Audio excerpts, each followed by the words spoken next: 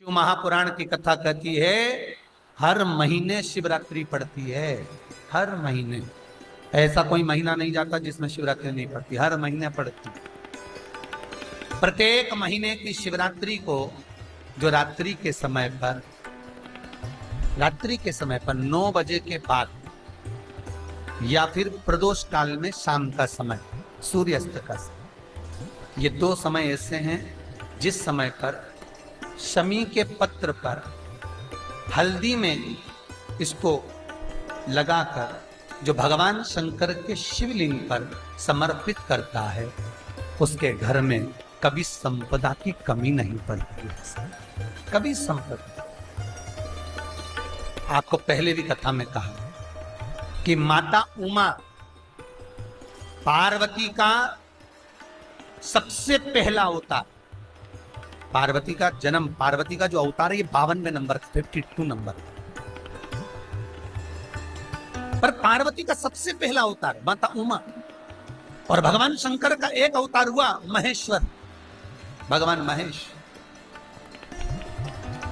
तो माता उमा और महेश्वर के मिलन से, आपको पहले भी कथा कहा कि भगवान शंकर के नयन अश्रु से रुद्राक्ष का वृक्ष हुआ, माता पार्वती के नयन अश्रु से बेलपत्री का पौधा उत्पन्न हुआ, और उमा और महेश, भगवान महेश्वर, भगवान महेश और उमा के मिलन से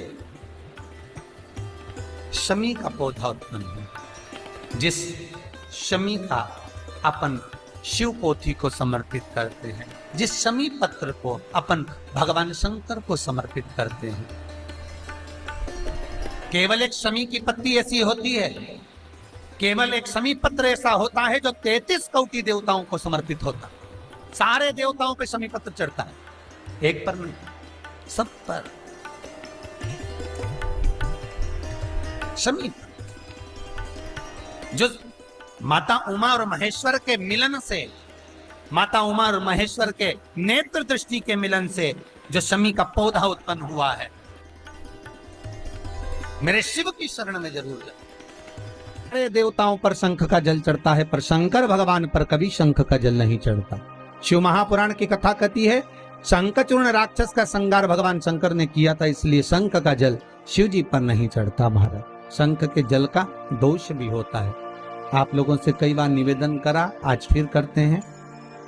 शंख अलग अलग होते हैं, विष्णु शंख होता है, गणेश शंख होता है, लक्ष्मी शंख होता है। महाराज, अलग अलग शंखों का प्रमाण वर्णन है। महाराज, दक्षिणवर्ती शंख होता है। महाराज, जिसकी श्रवण शक्ति कमजोर हो गई हो, जिसके नयन कमजोर पड़ गए हो, कम दिखाई देता हो, तो गणेश शंख को लेकर आई।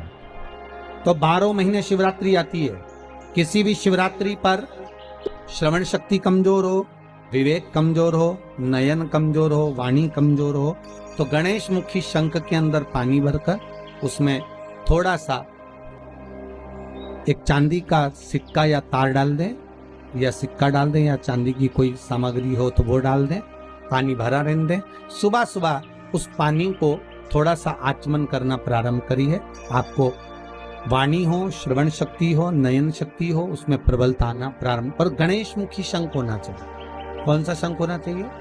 गणेश शंख। दूसरा, अगर आंखों से बहुत कम दिखाई दे रहा हो तो 12 महीने शिवरात्रि आती है।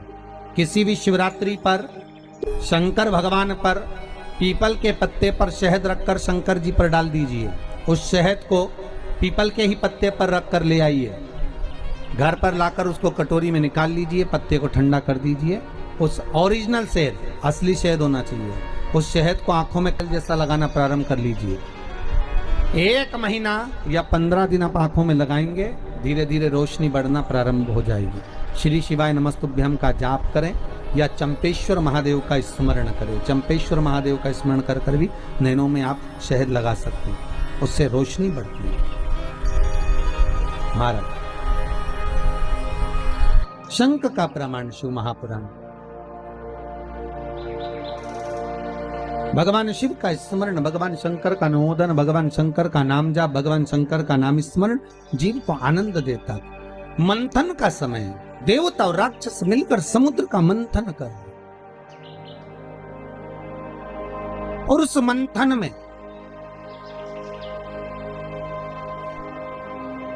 सबसे पहले अगर प्राप्त हुई है तो गौ माता प्राप्त हुई।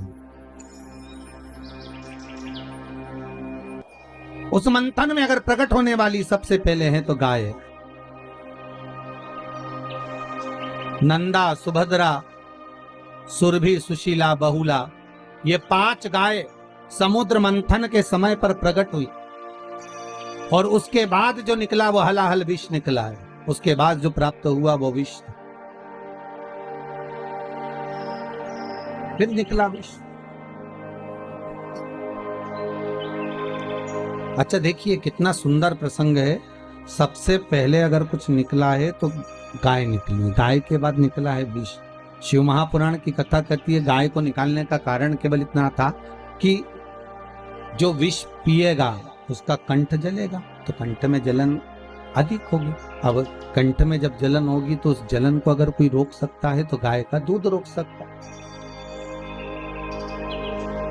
जब गाय माता के दूध से शंकर भगवान का अभिषेक होगा तो उससे जो जलन है, तपन है, वो समाप्त हो।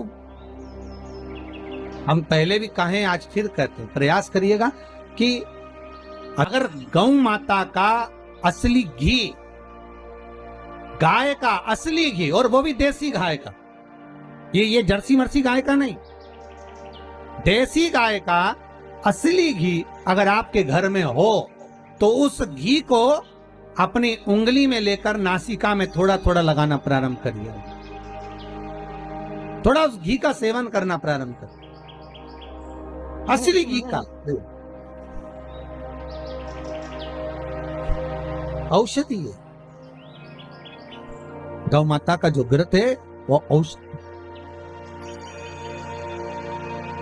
और फिर निवेदन करेंगे, अगर मौका मिले आपके यहाँ अगर देसी गाय हो तो कहीं अगर देसी गाय प्राप्त है तो गौ माता का जो मूत्र है गंगा के बराबर है, उस मूत्र को लाकर, गौ औषधि को लाकर, गौ मूत्र को लाकर अपने घर का लेपन पोषण भी करिए तो कोई दिक्कत नहीं है। ये वायरस अगर मेरी माता के, गौ माता के संपूर्ण शरीर में अगर 33 कोटि देवता है तो मेरी माँ इस वायरस को निगलने की सामर्थ्यता रखती है। इतना तो मेरी माँ गौ माता जानती है, रखती है, तो उसका लेपन अवश्य। महाराज प्रयास करिए, सर्वप्रथम निकलने वाली अगर कोई है तो वो गौ माता।